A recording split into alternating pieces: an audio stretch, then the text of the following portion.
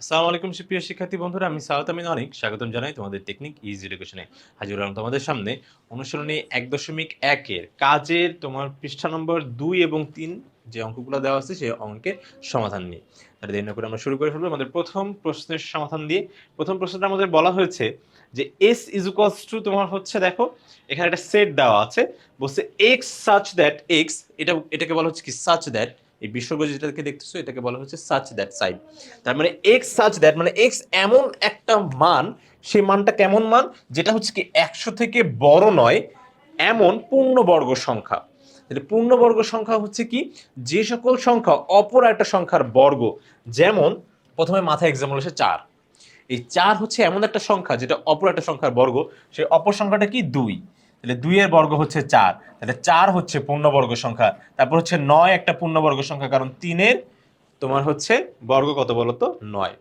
কিন্তু ৩ কিন্তু আবার পূর্ণবর্গ সংখ্যা না, এখানে ৯ হবে পূর্ণবর্গ সংখ্যা। তারপরে দেখো তোমার হচ্ছে ১৬, ১৬ হচ্ছে কি এটা পূর্ণবর্গ সংখ্যা, কারণ ৪ এর বর্গ আবার কি বলতো ১৬। কিন্তু ৪ আবার নিজেই আবার একটা পূর্ণবর্গ সংখ্যা, কারণ আবার ২ এর বর্গ ৪। ঠিক আছে, তো ব্যাপারটা বুঝতে পারছো আশা করি, যে তোমার হচ্ছে পূর্ণবর্গ হওয়ার জন্য অপর একটা সংখ্যার বর্গ হতে হবে এই সংখ্যাটাকে। আচ্ছা, তাহলে এইটা বলছে, তাহলে আমরা হচ্ছে উদ্দীপকটা বুঝতে পেরেছি। এখন ক নম্বরে বলেছে যে এস যে সেট তা ব্যাখ্যা করো। মানে এস যে ভাই যে এটাকে একটা সেট বললাম, এটাকে ব্যাখ্যা করে আমাকে বোঝাইতে হবে। ঠিক আছে, তাহলে কিভাবে, দেখো তোমার হচ্ছে আসলে সেটটা কি। সেট হচ্ছে, দেখো এখানে আমাদের হচ্ছে সেটের একটা সুন্দর ভাষায় সংজ্ঞা দেওয়া আছে, সেটা হচ্ছে কি, আমরা জানি বাস্তব চিন্তা ও জগতের বস্তু যে কোনো সুনির্ধারিত সুনির্ধারিত তোমার হচ্ছে সংগ্রহকে সেট বলে।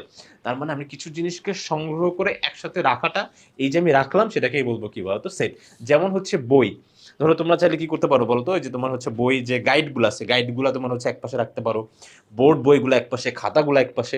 তাহলে বাম পাশে থাকতে পারে, প্রথমে থাকতে পারে কি গাইডের সেট, মানে এখানে সবগুলা গাইড থাকবে। তারপরে থাকবে হচ্ছে কি বলতো তোমার খাতার সেট, মানে এখানে সবগুলা খাতা থাকবে। মানে ব্যাপারটা হচ্ছে এরকম, যে সুনির্দিষ্ট আমরা হচ্ছে কি করব, সুনির্ধারিত জায়গায় মানে সংগ্রহ করে রাখবো। ঠিক আছে, তাহলে ওইটাকে আমরা সেট বলবো। তাহলে এখানে কি আসলে তাই হইছে না, যে আমাদের ১০০ থেকে বড় নয়, মানে ১০০ আগে পর্যন্ত যতগুলা তোমার হচ্ছে এই যে পূর্ণবর্গ সংখ্যা আছে সবগুলাকে একত্রিত করে রাখতে বলছে না। এই দেখো এই সেটের মধ্যে, তাহলে এই সবগুলো সংখ্যাকে একত্রিত করে রাখাই কি আমরা সেট বলতে পারি। ঠিক আছে, তো সেই জন্য এস সেটের উপাদানগুলো হলো বাস্তব পূর্ণবর্গ সংখ্যা যা ১০০ অপেক্ষা বড় নয়, এটি সুনির্ধারিত সংগ্রহ। তার মানে এটাকে নির্ধারিত করে ফেলছি আমি যে ১০০ থেকে বড় নয়। তাহলে ১০০ থেকে বড় নয় যেগুলো আছে সবগুলা আমার এই সেটের মধ্যে থাকবে। তো সেই জন্য এটা হবে অবশ্যই কি একটা সেট। ওকে, তাহলে এটা আমরা ক নম্বরটা সমাধান করতে পারলাম। তাহলে খ নম্বরে আমাদের বলেছে এস কে অন্যভাবে কি প্রকাশ করা যায়। যায়, সেটকে দুইটা পদ্ধতিতে প্রকাশ করা যায়, একটা হচ্ছে তোমার সেট গঠন পদ্ধতি, আর একটা হচ্ছে তালিকা পদ্ধতি। তালিকা পদ্ধতিতে তুমি সরাসরি মান দিয়ে দাও, আর সেট গঠন পদ্ধতিতে তুমি বলে দাও যে মানগুলো এটার মধ্যে।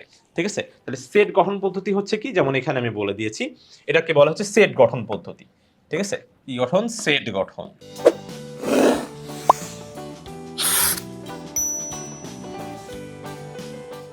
তাহলে সেট গঠন পদ্ধতি হচ্ছে কি, যেমন এখানে আমি বলে দিচ্ছি এক্স সাচ দ্যাট, এক্স হচ্ছে এমন একটা মান যেগুলো হচ্ছে কি পূর্ণবর্গ সংখ্যা। তার মানে কি ৪, ইজিটাকে দেখলাম ৪, ৯, ঠিক আছে, এগুলো হলো পূর্ণবর্গ সংখ্যা।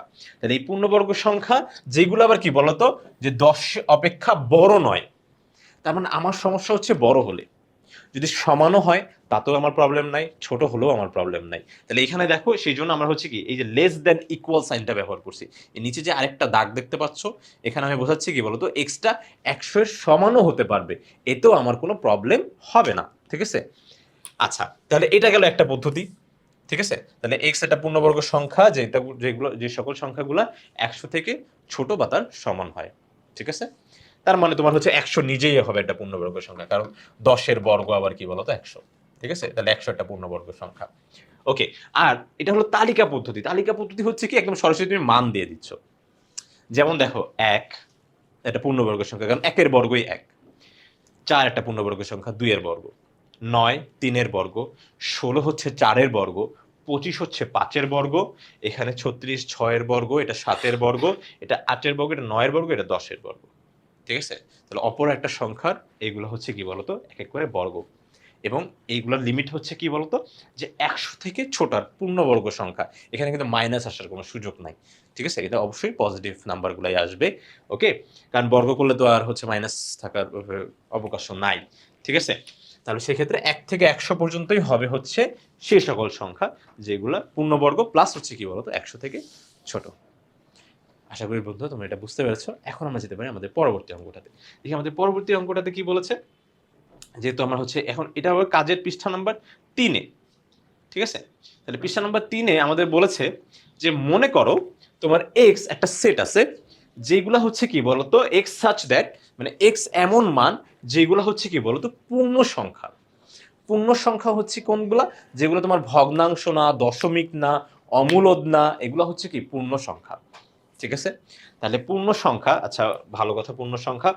তাহলে সেক্ষেত্রে যদি পূর্ণ সংখ্যা হয়ে থাকে তাহলে এক্স কে সার্বিক সেট ধরে এক্স এর 3টি উপসেট নির্ণয় করো। সার্বিক সেট মানে ধরো একটা মহান একটা সেট আছে, ইউনিভার্সাল সেট, ওটাকে সার্বিক সেটকে আমরা ইউনিভার্সাল সেটও বলি। যেমন 1 থেকে ধরো তোমার বা 0 থেকে তোমার হচ্ছে 100, তোমার হচ্ছে ধরো 1 কোটি পর্যন্ত এরকমও থাকতে পারে। তাহলে ওই সেট থেকে আমরা যদি কিছু ছোট ছোট সেট তৈরি করি তাহলে সেটাকেই বলবে হচ্ছে কি বলতো উপসেট বা সাবসেট। ঠিক আছে, মানে একটা মহান সেট থেকে ছোট ছোট সেট আমরা তৈরি করব। মহাদেশ থেকে ছোট ছোট দেশ যেরকম থাকে তো ঠিক একই রকম। তাহলে ওইটা আমাদের করতে বলছে। তাহলে ক নম্বরে আমরা হচ্ছে ধরো, তাহলে আমরা ধরে নিলাম যে এক্স এর 3টি উপসেট এ বি সি, মানে একটা উপসেট আমরা ধরবো হচ্ছে এ, 3টা সেট বানাতে হবে, একটা হচ্ছে এ ধরবো, একটা বি ধরবো, একটা সি ধরবো। আর এ সেটটা এমন হবে যেখানে আমি ধনাত্মক পূর্ণ সংখ্যা নিব। পূর্ণ সংখ্যা তো ঠিক আছে, কিন্তু ধনাত্মক পূর্ণ সংখ্যা, যেমন আমি 1 নিব, 2 নিব, 3 নিব, 4 নিব, 5 নিব, 6 নিব, 7 নিব। ঠিক আছে, আর তোমার বি এমন একটা সেট হবে যেখানে আমি ঋণাত্মক সংখ্যা নিব। পূর্ণ সংখ্যার মধ্যে কিন্তু ঋণাত্মক সংখ্যাও অ্যাড হয়ে যায়। ঠিক আছে, ন্যাচারালের মধ্যে হয় না, বাস্তব সংখ্যার মধ্যে তোমার হচ্ছে ধরো আমরা ওই ন্যাচারাল হচ্ছে প্রকৃত যে সংখ্যাটা আছে প্রকৃতর মধ্যে আমরা হচ্ছে অ্যাড করব না, বাস্তবের মধ্যে অ্যাড হবে সরি, কিন্তু তোমার হচ্ছে প্রকৃত সংখ্যার মধ্যে আমরা ওইগুলাকে অ্যাড করি না। কিন্তু এখানে পূর্ণ সংখ্যার মধ্যে কিন্তু অবশ্যই ঋণাত্মক সংখ্যাটা আসবে, মানে -1 হতে পারে, -2 হতে পারে, -3 হতে পারে। ঠিক আছে, আচ্ছা এরপরে আমরা হচ্ছে সি এমন একটা সেট নিব যেখানে আমি পূর্ণবর্গ সংখ্যাগুলো নিব। এই পূর্ণবর্গ সংখ্যাও কিন্তু ওই মহান সেটটার মধ্যে আছে। ঠিক আছে, তাহলে সেক্ষেত্রে আমরা হচ্ছে প্রথম যেই সেটটা সেটা কি বললাম, যে ভাইয়া প্রথম সেটটা আপনি ওই মহান সেটের মধ্যে যেহেতু সব আছে, তাহলে সেক্ষেত্রে মহান সেটটা আমি কত হতে পারে, আমি ধরো তোমার এখানে একটা এক্সাম্পল দিয়ে বলি, 1 2 3 4, হ্যাঁ 5 6 এখন 100 পর্যন্ত থাকতে পারে। ঠিক আছে, হয়তো ধরে নিলাম মহান একটা সেট, এটা সেট থেকে তাহলে প্রথমে আমি ধনাত্মক, এখানে আমার প্লাস মাইনাস হবে অবশ্যই, প্লাস মাইনাস, এখানেও প্লাস মাইনাস, এখানেও plus minus, plus minus, plus minus, plus minus. ঠিক আছে, এখানেও প্লাস মাইনাস, মানে প্লাসও 100ও হবে, -100ও হবে। তাহলে একবার হচ্ছে প্লাস মানগুলো নিয়ে গঠিত উপসেট হচ্ছে আমার এই যে তোমার এ, কারণ এর প্রত্যেকটা মেম্বারই তোমার হচ্ছে মহান সেটের মধ্যে আছে, ইউনিভার্সাল সেটের মধ্যে আছে। তারপরে আবার কি বি হচ্ছে কি বলতো ঋণাত্মক পূর্ণ সংখ্যা, তাহলে এই ঋণাত্মক সংখ্যাগুলোও কিন্তু এর মধ্যেই আছে। ঠিক আছে, তাহলে ওর থেকেই কিন্তু এগুলো উৎপন্ন হয়েছে, সেই জন্য উপসেট। আবার কি পূর্ণবর্গ সংখ্যাগুলো, পূর্ণবর্গ সংখ্যা হচ্ছে কোনগুলো, দেখো 4, তারপরে হচ্ছে কি বলতো তোমার এই যে 100। ওকে, তাহলে এরকম এই যে 1, এগুলো সব পূর্ণবর্গ সংখ্যা। তাহলে পূর্ণবর্গ সংখ্যা নেই, তুমি চাইলে এখানে আরো অনেকগুলো বানাইতে পারতা। ঠিক আছে, তুমি জোর নিয়ে বানাতে পারতা, যে সব জোর সংখ্যা নিব, সব বিজোড় সংখ্যা নিব। ঠিক আছে, তাই তোমার খুশি মতন কিন্তু তুমি যে কোনো 3টা তৈরি করতে পারতা। তা আমার এই 3টার কথা মনে হচ্ছে, সেজন্য আমরা এই 3টা দিয়েছি। আচ্ছা, এটা আমরা বুঝতে পেরেছি আশা করছি। এখন দেখি তোমার হচ্ছে এখানে বলছে এক্স এর 2টি উপসেট বর্ণনা করো যাদের কোনোটি অপরটির উপসেট নয়। তার মানে এক্স সেট থেকে আমার হচ্ছে 2টা উপসেট বর্ণনা করতে হবে যারা আবার একজন আরেকজনের উপসেট নয়। ঠিক আছে, তার মানে আমার হচ্ছে ধরো আমি প্রথমে একটা তোমার হচ্ছে নিলাম জোড় আর একটা নিলাম বিজোড়। এখন জোড় সংখ্যাগুলোর মধ্যে কি বিজোড় সংখ্যা আসে বলো? ধরো হচ্ছে উপসেট হতে গেলে তো তোমার ধরো এই একটা সেট আমি নিলাম, হ্যাঁ এই একটা সেট যেটা হলো কি ধরো 1 3 5 7, এটা মহান সেটের উপসেট, কিন্তু মহান সেটের একটা উপসেট।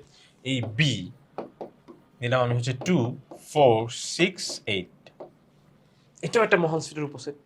ঠিক আছে, এই মানগুলো আছে ওই ওই সার্বিক সেট, ওই ইউনিভার্সাল সেটের মধ্যে এগুলো থাকে। ঠিক আছে, কিন্তু কথা হচ্ছে যে তুমি কি বলতে পারবা, আচ্ছা এ যদি বি এর উপসেট হতে হতো তাহলে কি এর কিছু উপাদান এর মধ্যে থাকার কথা না? অ্যাটলিস্ট থাকতে তো হবে, কিছু তো মিল থাকুক। ঠিক আছে, কিছুই কিন্তু মিল নাই। এই জোর বিজোড়ের যে উপসেটগুলো হয় এটা কিন্তু একজন আরেকজনের কখনোই উপসেট হবে না। এরা একজন আরেকজনের উপসেট হবে না, কখনোই এরা উপসেট হতে পারবে না।